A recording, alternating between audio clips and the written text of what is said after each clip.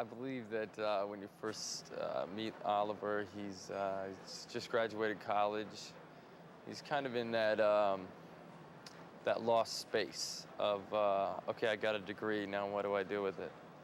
And he kind of has the world's open to him.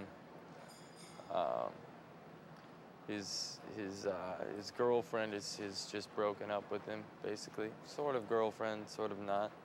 And he's waiting for the world to come to him. Our relationship it's real in that way that you kind of never know when you're going to run into that person, and when you do, it's always sort of by surprise, and it's always at the wrong time. You know, a very wise man once said that the greatest things in our life will happen in the most illogical ways, and always at the worst time. I have a hyper-sensitive fear of singing in front of people. It stems back to a solo performance in choir in high school that did not go well, and so I have a bit of a hypersensitivity to that, and so I just kind of backed up that nervousness and placed it for the character where it would be for him in that moment, you know, standing in front of this girl, trying to be the guy that she wants him to be. I based a lot of my character around that. Just the idea of having a deaf brother and communicating a lot more with the hands and having that be more of the focus. And also, you know, with the speaking of the character, as far as, you know, being clear with what it is that you're saying, so he can read lips. And then I worked on sign language for about 3 months before the movie so that we could communicate with each other on the set. Nigel has all the ability in the world to do basically anything that he wants. He gets exactly what he wants every day without a whole lot of strenuous effort. You know, he doesn't play any games with you. He just kind of comes in and tells you exactly what he wants, and you do it, and you trust him because you know that he's got it in his head the way that he wants it. You know, I think it's about love, and it's about oneness, and it's about just being willing to give. And if you're actually doing what you're doing selflessly and truly doing it for someone else, that's a winning cause every time. And it doesn't matter whether the timing seems wrong or right. You just kind of you have to do it. Young love, man. It's messy. It's a dirty job, but we all got to do it. Emily, who wear all black and who are very, very concerned with being cool, yeah, so that's sort of what she's like. Yeah, no, I think it's heartbreaking. The movie is a thing about timing. The movie's about timing. So essentially, you know, when he's ready to come and give himself to me, I've already left. I trust him implicitly. I think he has an incredible sense of you know, comedy and romance, and he's really wonderful. He's really warm. He doesn't coddle you, but he's really warm, and I mean, his movies are so. I think his movies have this thing that is really just not very common anymore here in the States, or I guess anywhere, which is that they're really charming. It's really romantic, and you know, he kind of captures these two people like right away. Like, I think the beginning part is so crucial because it is that thing where you can't stand each other in the beginning, and yet there's this kind of like you can't stop talking to each other and engaging with each other either. I mean, I liked working on location. I think it sort of makes you, you know, the more you don't have to pretend that it's real, the better luck you'll have, I feel. So it's been exciting just being around LA and being in real restaurants and stuff like that. It's been a delight. No, I just think like all great romantic comedies, you know, you have to open yourself up to it and, you know, take a chance. I believe Graham, born and raised in LA, has dreams of becoming successful, of course, like any American boy would, and goes to college in New York City, and I think that's where he immerses himself in the deaf culture because he probably grew up interacting only with hearing people.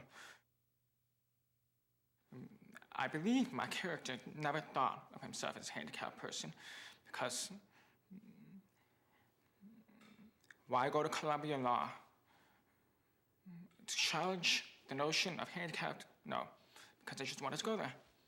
And the script, when I read it, I really found it very intelligent, very smart. Very smart. It's a good storyline.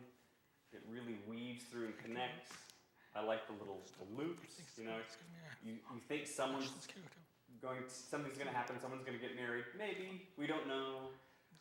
So that sort of feeling goes throughout the movie. And you end up going, oh, okay, I get it, this is great. I think here in America especially, we have fantasies of what a relationship should be. Fairy tales. And you can't always expect that.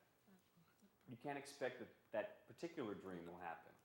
And I think that Oliver, that his character has a fantasy that's already established.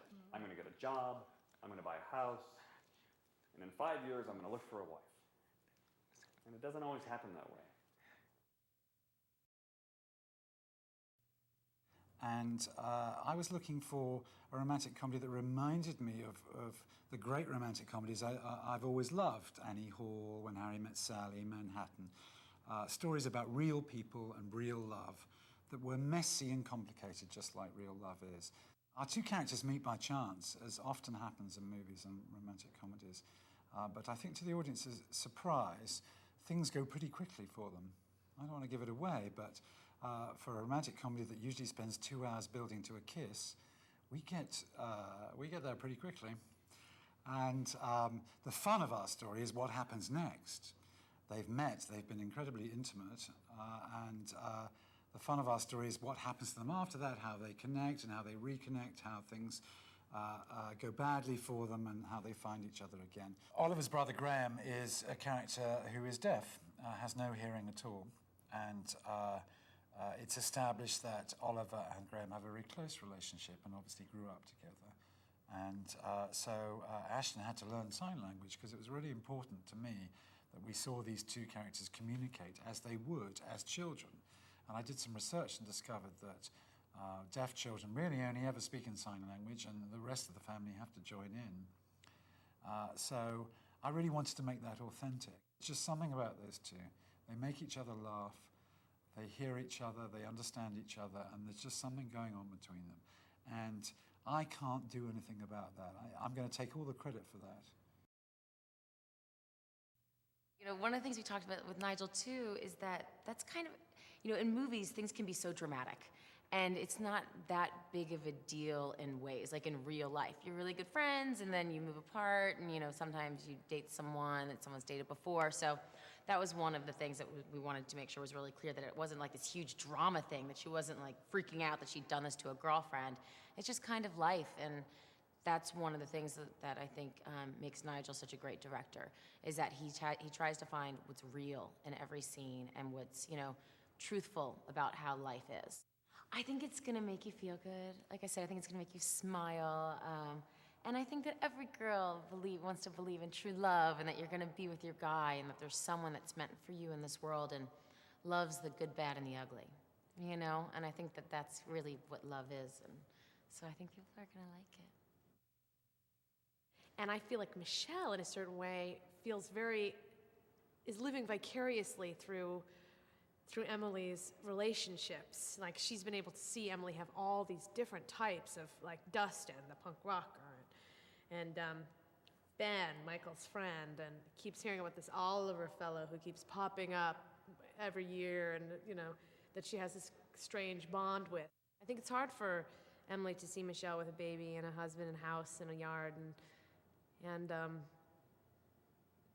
it's hard for Michelle to see Emily with no responsibilities except herself, and